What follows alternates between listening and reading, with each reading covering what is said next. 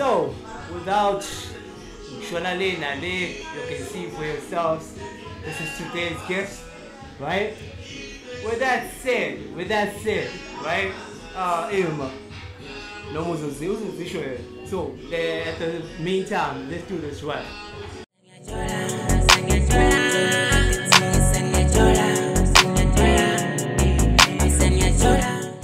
So yeah, I'll go by the name of Mr. Dreamer Milas, but you go could call me.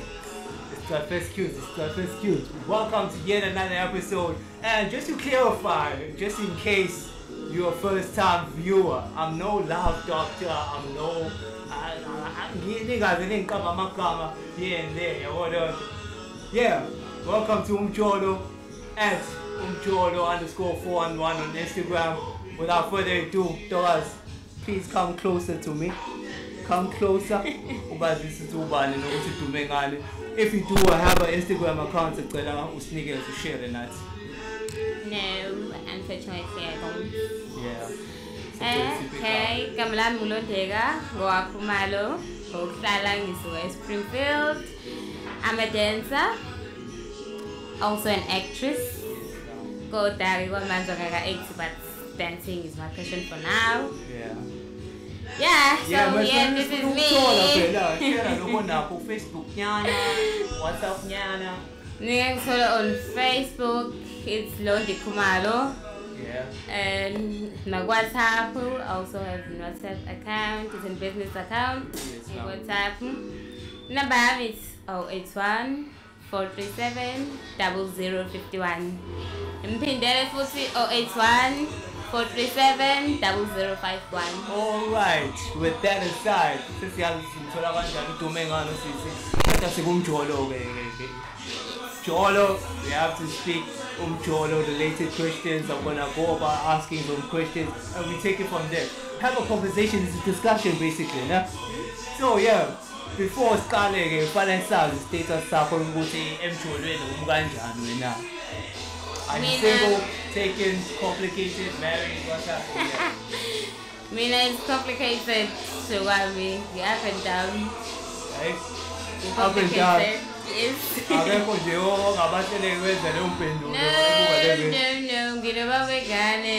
go complicated. Oh, I would hear no complicated.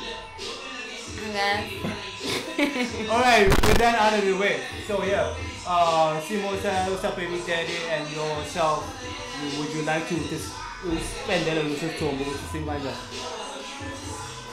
Or complicated? What causes it to be complicated? Because what's complicated is distance. Distance. How far is it? I say going back. I get Springfield, it's Springfield to Seffingham, so distance kakhulu.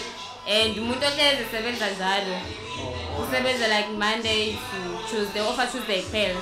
But with the complication yabakhona lapho. Complication yabakhona lapho na kumsebenza sithola isikhathi sokuhonda. Hleze ngekho, nesithola isikhathi kube no once off. Futhi nakho insuku ehleze ejahile so yeah. Alright. I would think you used to be together and then move by it's always been distance. So yeah, hectic times. This is a long distance relationship I feel too. As I believe you have touched on in the previous episodes and stuff, distance can be challenging, you know? It can be challenging, and currently now it's a since you complicated the la ekaya when the janu Mr. Ranja do you have dating apps? You try about dating apps? What's up? Where's Umjolo? Good to be there and cool. Mengina leyo ndoda kuwena leyo ndoda leyo. Ngoba ngekho ngine bangani bami. Yeah. Mengekho abantu bami ngisemsebenzini. So vele nje isikhathi anginaso. Umjolo nje it's not my kind of thing. Oh, okay. Oh, would you describe yourself as an introvert noma extrovert? Thanda ukuba sendini noma uthanda nje ukuba nabantu jatshule? Oh, mina ngiyathanda ukuhlala ngedwa. Hlala wena? Ngiyathanda ukuhlala ngedwa mina. Ngiyahlala nabantu, enjoy nabo ukuhlala nami kodwa nje isikhathi sami. Yeah. Ngedwa. Most of the time. Most of the time, yeah.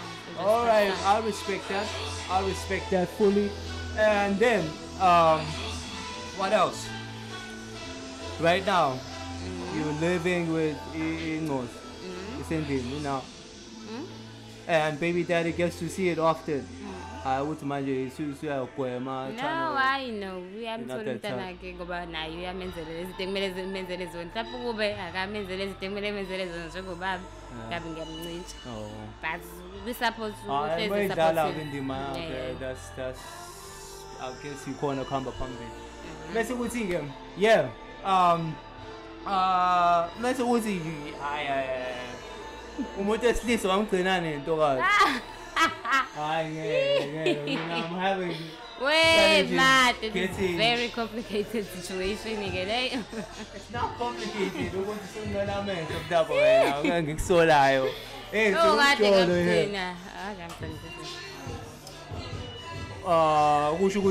what I'm trying to find out is that you making attempts. Yeah, I'm talking about yabo. Hlangana nabantu abasha noma so ayivala lo chat sayifocus kuwena. That's what I'm trying to I'm just focusing on myself man. Oh man. Sengayivala nje umjolo ngibhekane nami nokuphusha career yami. Yanyiwe umjolo. Akanyiwe umjolo like that. Okay. Into ngathi red flag. What red flags or othi musiyimisela yabo mase ufuna ubuyela kulezo zomjolo. Ongasho uthi no la ke ziyahamba siqala no ama red flags ongaphasisi. First of all angifuni umuntu anasesikhathi sami. Okwesibili ngithanda umuntu ofuthi uzohleze engcikile. Okwesithathu ngiyayifuna leyo bond kodwa hayi njalo. Ngifuna naye nginike space nami ngimnike space ngingathi ngoba seku relationship mase sekumele sihleze sibukana njalo emahlweni ngaso sonke isikhathi akenza into zakhe nami ngenza into zami. Alright, cool.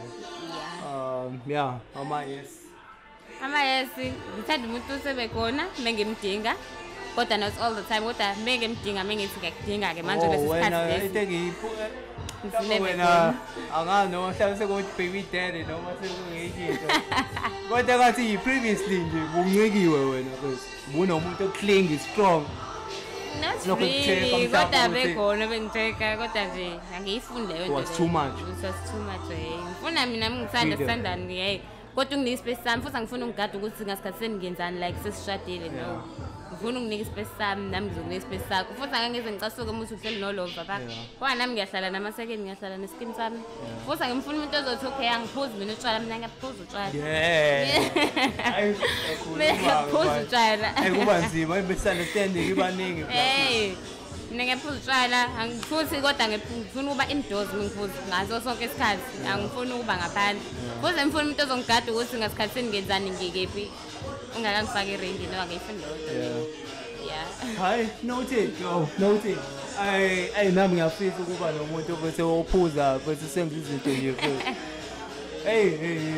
Ukuthi mina I've reached the stage ukuthi sengiyazi singifunana yabo mase ngithola umuntu ingakho ngithi mhlawumbe age restriction yami 22 kuyaphezulu yabo ngoba 21 lapho mina ngazi I don't know about you but me 21 wami yo ngibamba la tetele la nje experiment ubone ingane bese esasanda ukwazi sweet sifuna stick to the school etsani usufuna yonke into ona limit but manje ke yabo sengiyasazi ukuthi ngifunana empilweni so ngasho ukuthi I plus 22 please join my scheme and then more pools that's a bonus.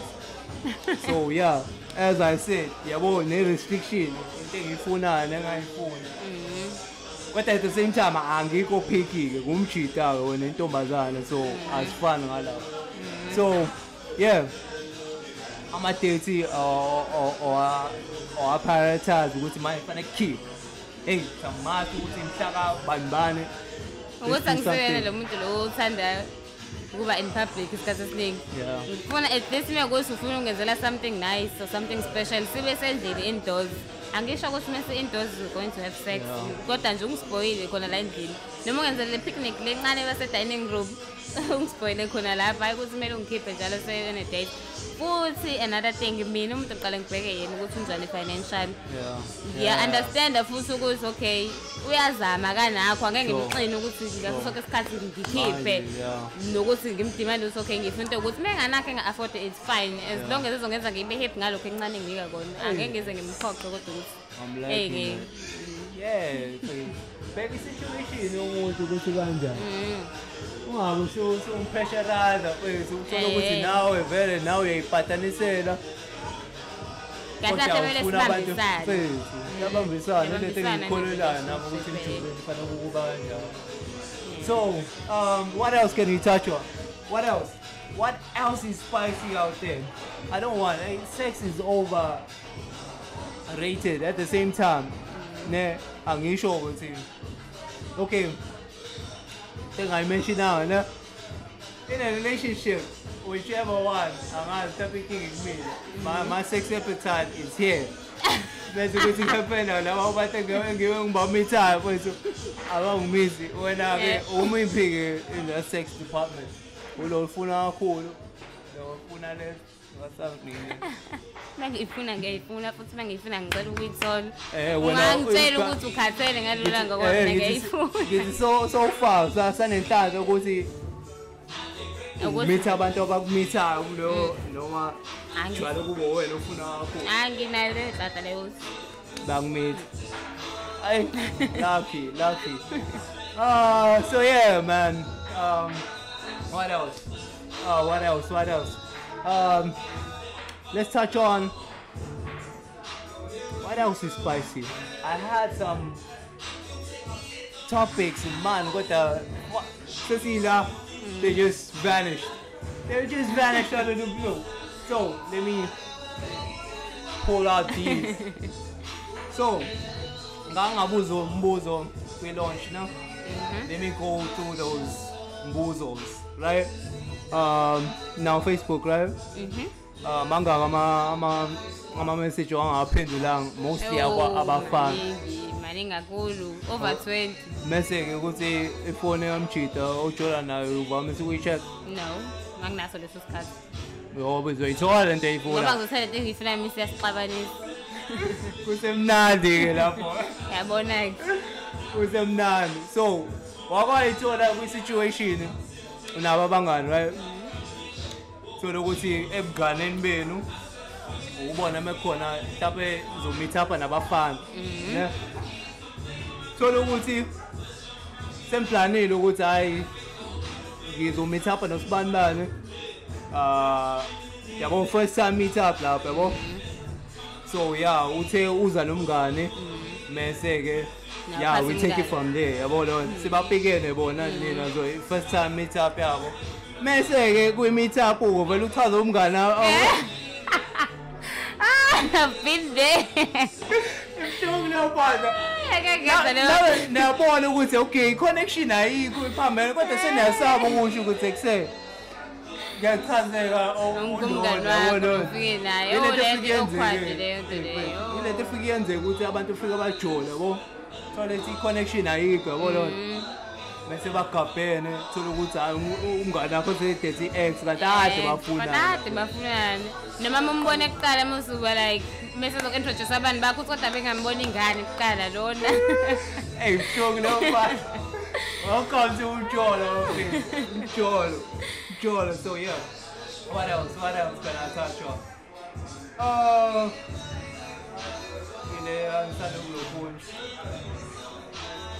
the most awkward hookup you ever came across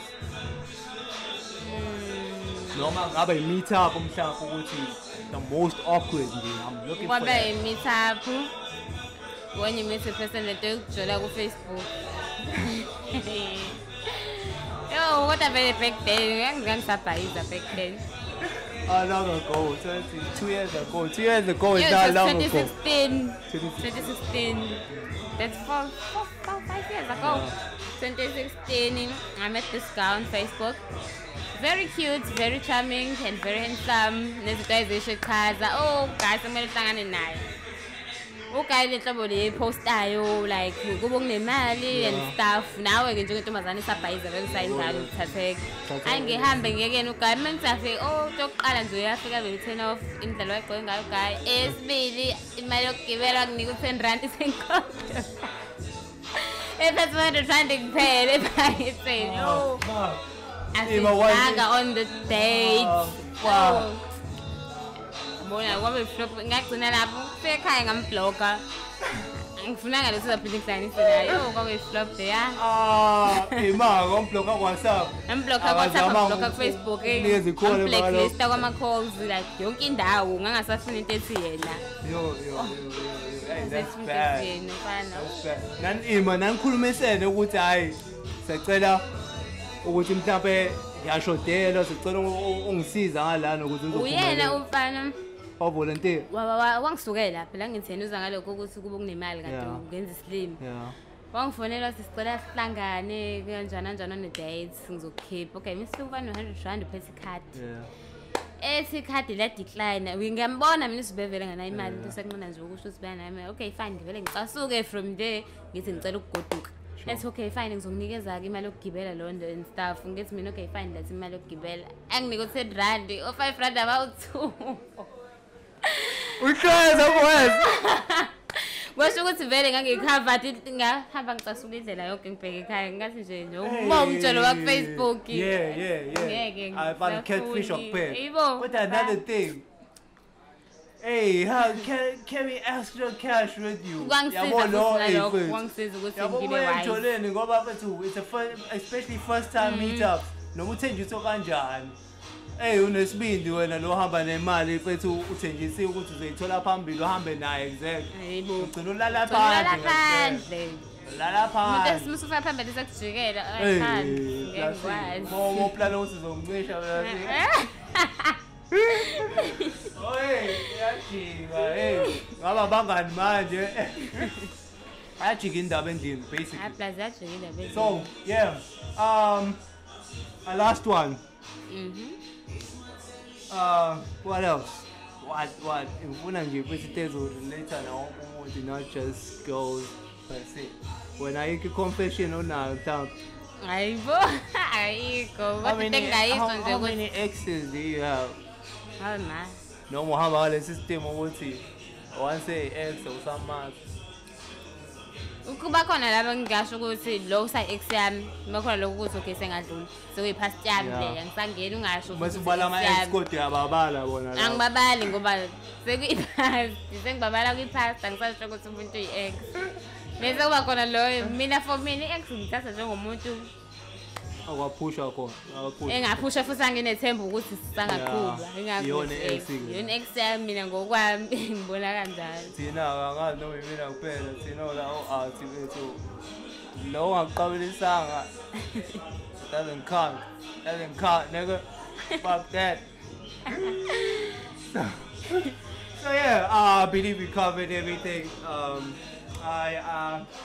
even though social background we usually go for like 22 to 25 minutes due to background yasafeka nokuthi fanele siyoshoot yabo lonke sikhona sibalindisile let's go but sicela refresh people's memory ukuthi sithola kanjani ubani sithola kanjani ngolondeka Khumalo but on Facebook uLondi Khumalo then ngitholakala na WhatsApp kwinamba yami 081 437 0051. No need to repeat it. You're gonna write it there on the screen. 081 437. Okay, it's fine. Bye. But yeah. Okay, this was bekhona encane mfethu fun mfethu I enjoyed it. It's the fact that you open because uzokhuluma sex. What's that? But yeah, other than that, bafana bababili labantu la. Yeah. Khona owalekile. Without mentioning any names, I go by the name of Mr. Dreamer. Me last, but you go call me. It's tough as cute. It's tough as cute. Until the next time, as you'll know, for closing,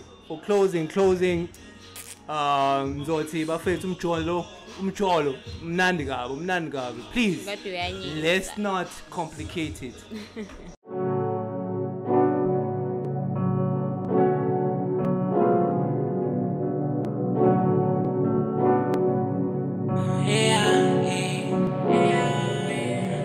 Jordan.